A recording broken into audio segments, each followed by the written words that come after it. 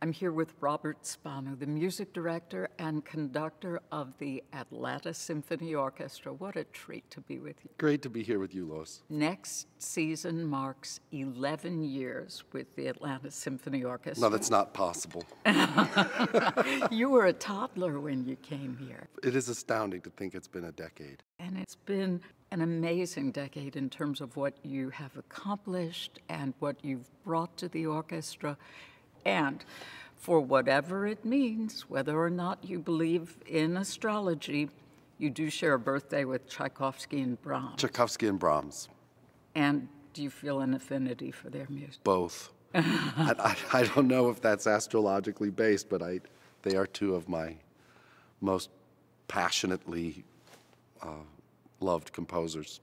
I see here you've put them together on a program, but it's not going to be on your birthday. No, it'll be the week right after the opening week. We're very fortunate to have Josh Bell coming back, who'll be playing the Tchaikovsky Violin Concerto, Brahms' Fourth Symphony, and also a work of Osvaldo Golijov, which we have not yet played in Atlanta, recently written to honor Henry Fogel, who was once the executive director of the Chicago Symphony and later was the executive director of the American Symphony Orchestra League.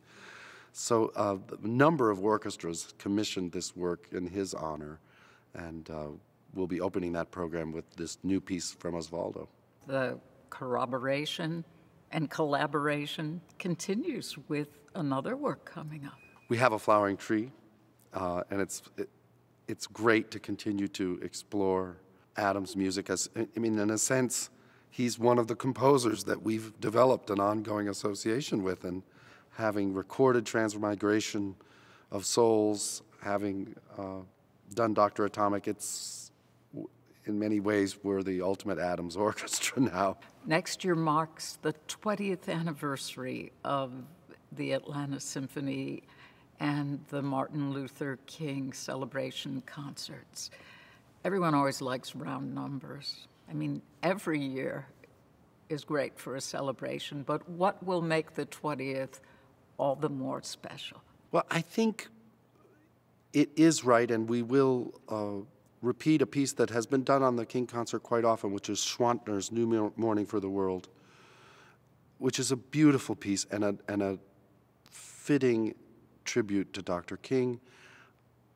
And we haven't done it in a while, and it seems right that we should bring that piece, which is so associated with the holiday and with the honoring of Dr. King, to do that again. And we have Yo-Yo Ma coming to play, which for me is just thrilling to have that on that very special King concert. To have the opportunity to have him here is just terrific. Esa-Pekka Salonen gave up conducting full-time to concentrate on his composition. And he is a fantastic composer. I'm thrilled that he's writing a new piece for us. It's a co-commission with one of the Paris orchestras. They're doing the world premiere. We'll be doing the American premiere, and then we'll be taking it to Carnegie Hall.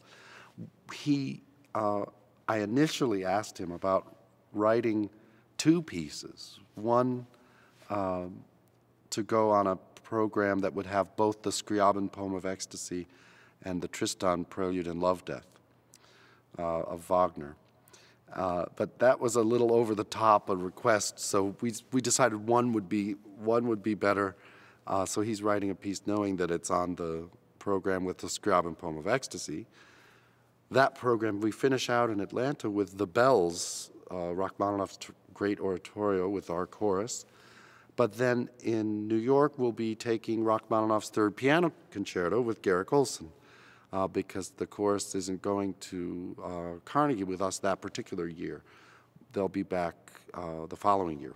Dejan Lazic is coming back. Dejan is a jewel of a pianist. I feel so lucky to have met him a few years ago in Rotterdam. Was the first time I worked with him. And I had no idea who he was. And I was so impressed. We had him here as soon as we could. And he played the Emperor Concerto, which he'll be playing with us this season, at Verizon. But he hasn't yet played the Emperor in the Hall. He, of course, did that brilliant transcription of the Brahms Violin Concerto for piano, and wrote an astonishing cadenza that's part of that transcription. So we're thrilled to have Dejan back. And I'll be doing my first Elgar symphony of my life. And I'm very excited about it because I am a great admirer of Elgar, and I love those symphonies. And we're very excited to have a new work from Adam Schoenberg, who we have performed already, but not a commission. This will be the first new piece he's writing for the ASO. And then Andre Watts is playing the Grieg Piano Concerto, which is a piece very close to my heart, being the first. The Grieg Piano Concerto was on my first concert when I was an assistant conductor with the Boston Symphony Orchestra. And then Nielsen's Fifth Symphony, which is a rather harrowing, horrifying work. It has moments of tremendous tranquility and peace, and it can be sublime. It's one of his greatest achievements, I think, the Fifth Symphony.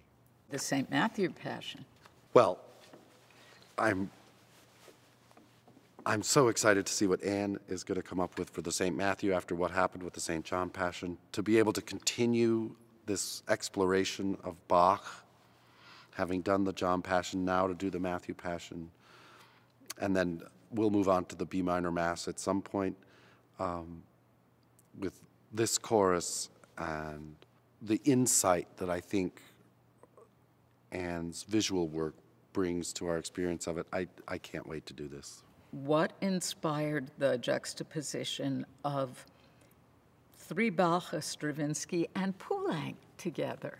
Well, this started, Gil wanted very much to play Bach and Stravinsky.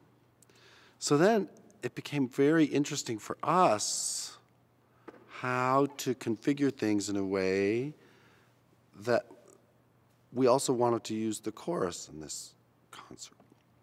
So, and the Poulenc Gloria is a piece that we've been trying to program for years. Norman Mackenzie and I have been intent on getting it programmed. And the fact that Stravinsky was in Paris and that Poulenc is around and that their music is, they were aware of each other. So that's a wonderful combination. Then there are these little Bach pieces that just seem a perfect way to set up the Bach Violin Concerto on the first half. So I think it's quite a delectable program. We have an all-American program that includes a work by Alvin Singleton, who was a composer in residence here in Atlanta. With Mr. Shaw. Alvin's a wonderful composer, wonderful friend, and he's writing a new piece for us, along with a new piano concerto from Marcus Roberts, who, of course, has delivered for us those brilliant renditions of the Gershwin Concerto in F and Rhapsody in Blue. I just can't wait to hear what he's going to come up with for his own piano concerto. If you remember, his improvisations are full of Liszt and Debussy and Bach, and there's so much genre-bending music in his improvisations. So I can't wait to hear what he's going to come up with for this piano concerto.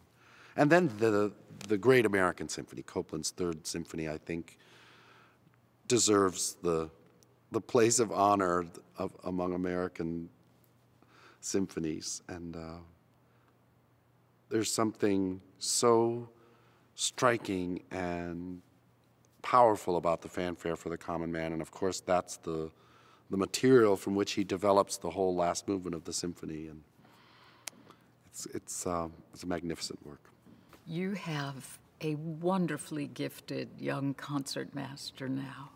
Astonishing, absolutely astonishing. And he cut his teeth on the Mozart. Now, in the coming season, no less than the Sibelius he's taking on. The Sibelius Violin Concerto actually was one of the things he played when we had a very different kind of audition system for Concertmaster, but a number of people came from around the world to play for us for about 45 minutes. And everybody could select the concerto of their choice, and David played Sibelius for us. And I remember we all, if I had hair, it would have been blown back.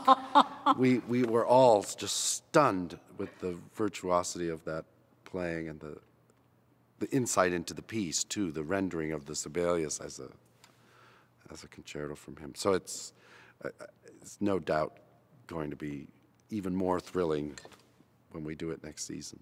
Can't wait to hear it. And more Scandinavian influence with Magnus Lindberg. Magnus is such a fantastic composer. But this particular piece, Arena, it's a piece full of tricks and challenges. It's a wonderful ride. It's an ebullient piece. What's it like working with Donald Runnicles? It's heaven. It's so great to have such a wonderful colleague, and to have been able to have this journey here the whole time with him has been one of the joys of my life. And I learned so much from hearing him perform, from talking with him, from sharing, because we do have a wonderful professional friendship, and we do share a lot of our thoughts and a lot of what we hear and our perceptions, and I'm very blessed. What do you want concertgoers to take away when they leave an Atlanta Symphony performance? Audiences are as multifaceted as there are numbers in the room, and that everyone really has their own experience, and I believe in the democracy of that no two people have the same experience at the same event. Every person's experience is unique, and so on the same night, for someone it's a cathartic, emotional event, potentially that is life-changing for them, and for someone else it's a really pleasant diversion from the day and they're entertained, and for someone else it's a relaxing way to spend an evening, and for someone else it's a way to get their heart rate up instead of down. And I think that vast range of experience is part of the beauty of what we do.